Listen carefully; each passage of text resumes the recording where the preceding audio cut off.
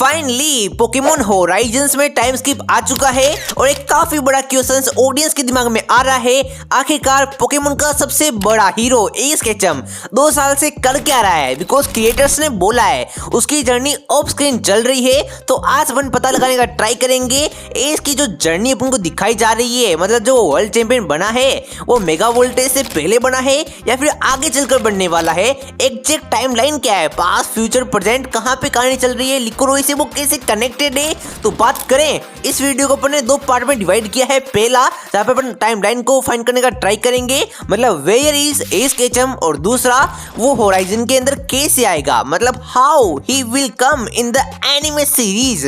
तो बात करें, सबसे पहले अर्ली ड्राफ्ट में ये मेंशन था कि होराइजन की कहानी जो है 2-3 महीने बाद टेक प्लेस करती है एस के वर्ल्ड चैंपियन बनने के बाद में। मतलब जैसे ही एस केचम वर्ल्ड चैंपियन बना उसके 1-2 महीने का गैप आया, उसके बाद में लिको ने अपनी जर्नी को ट्रैवल किया एंड उसका सफर शुरू हुआ। समझे, इसका सबसे बड़ा हिंट है कि हमने होराइजन सीरीज के अंदर ही ओलिवाइन सिटी को देखा था, जो कि पहले से काफी ज्यादा डेवलप है, जो कि इस सिटी से सब कुछ क्लियर हो जाता है कि एस केचम वर्ल्ड चैंपियन बन चुका है। वो आगे जाकर नहीं बनेगा, वो ऑलरेडी अपनी जर्नी को कंप्लीट कर चुका है। एंड एक और हिंट है कि हमको इंग्रेडिएंट सेलर दिखाया गया जो कि जर्नी के दौरान ही आया था। तो समझ रहे हो ना, एस केचम उस टाइम ऑलमोस्ट वर्ल्ड चैंपियन में हिस्सा ले रहा था एंड अब तो वर्ल्ड चैंपियन बन चुका होगा। मतलब लिकोरोई जिस यूनिवर्स में ट्रैवल कर रहे हैं उसका वर्ल्ड चैंपियन और कोई नहीं एस केचम ही है।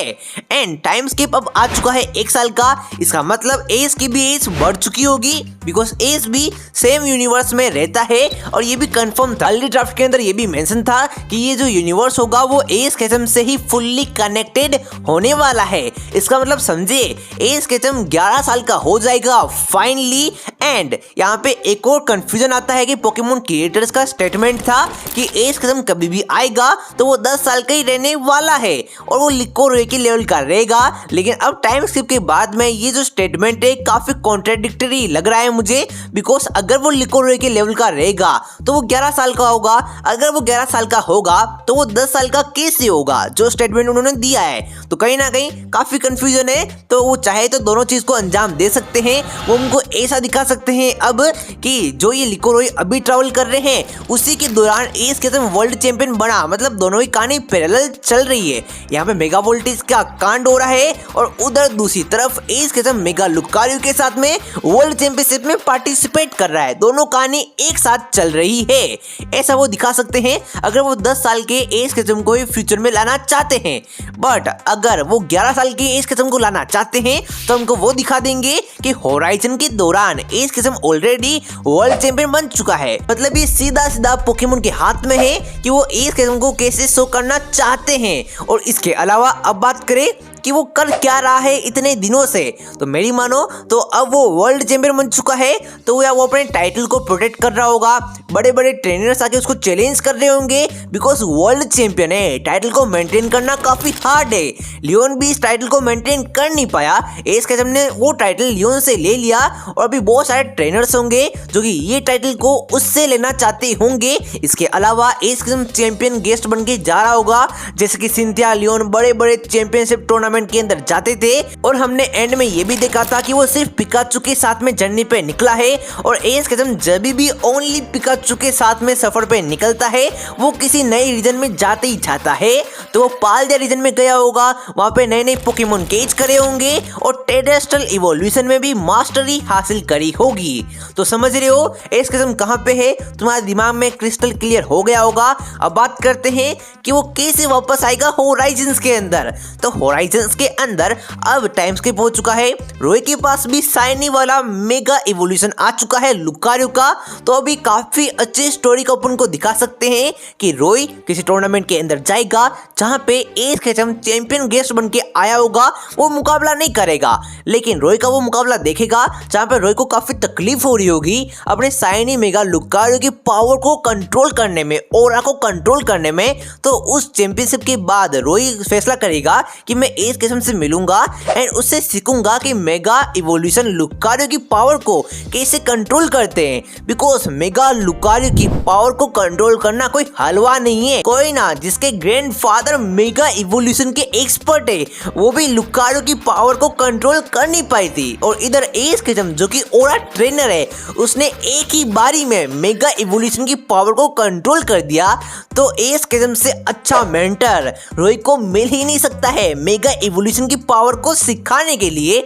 तो फिर हमको एक स्पेशल एपिसोड में मेगा वोल्टेज के अंदर ऐसा दिखाया जाएगा जहाँ पे रोई का शाइनी मेगा लुकारियो जो होगा वो स्पेशल ट्रेनिंग करेगा एस के लुकारियो के साथ में, जहाँ पे एस का लुकारियो सिखाएगा रोई के मेगा लुकारियो को, शाइनी वाले लुकारियो को, कि अपने ओरा को कैसे कंट्रोल किया जाता है। मतलब भाई जो चीजें एस के लुकारियो ने एस के ग्रीनिंजा से सीखी, मतलब जो जो उसने सिखाया वो चीजें और प्लस खुद के एक्सपीरियंस वो रोई के लुकारियो को सिखाएगा एंड ऐसे जाके रोई अपने मेगा लुकारियो की ओरा पावर को कंट्रोल करना सीखेगा। और इसी तरीके से इसी स्टोरी के माध्यम से रोई का कैरेक्टर डेवलपमेंट भी हो जाएगा।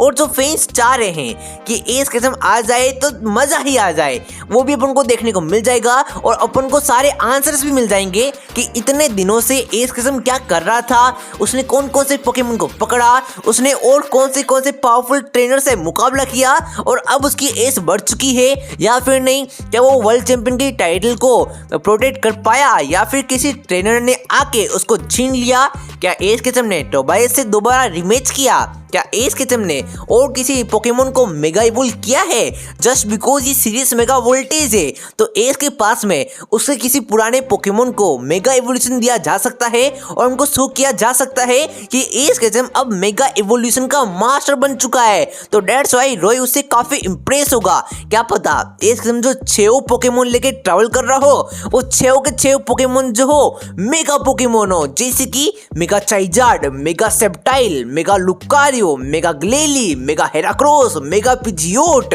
भाई कतई मजा आ जाएगा। और ये बात भूलो मत यार, अपने ग्रीनिंजा को भी मेगा इवोल्व मिलने वाला है मेगा वोल्टेज और लेजेंड ZA के अंदर। तो क्या हो एनिमे सीरीज में मेगा ग्रीनिंजा को शो करने के लिए, तो क्या हो एस किस्म मेगा ग्रीनिंजा के साथ में ही कम्बैक कर जाए। स्टोरीज काफी सारी है। मेगा इवोल्यूशन एक ऐसा सीरीज है, कॉन्सेप्ट है जहाँ पे तुम जो चाहे वो कर सकते हो। एंड यहाँ पे अगर एस किस्म आ गया खुद रोई को ट्रेन करने के लिए तो रोई की जो वैल्यू है ना फैंस की नजरों में काफी ज्यादा बढ़ जाएगी। कहीं ना कहीं रोई का जो मेंटर होगा वो एस किस्म होगा, फैंस का भी मेंटर एस किस्म ही है। बिकॉज एस किस्म जो बंदा है ना वो यार दिलों से कनेक्टेड है, बचपन से अपन उसको देखते आ रहे हैं और आज वो इतना काबिल बन चुका है कि वो कल के आए हुए लोंडियो को सिखा रहा है पावर को कैसे कंट्रोल किया जाए, जो कि उसका कैरेक्टर में 4 चांद लगा देगा। अब तुम बताओ क्या तुम ये स्टोरी को एनिमे सीरीज में देखना चाहते हो तो कमेंट करो यस।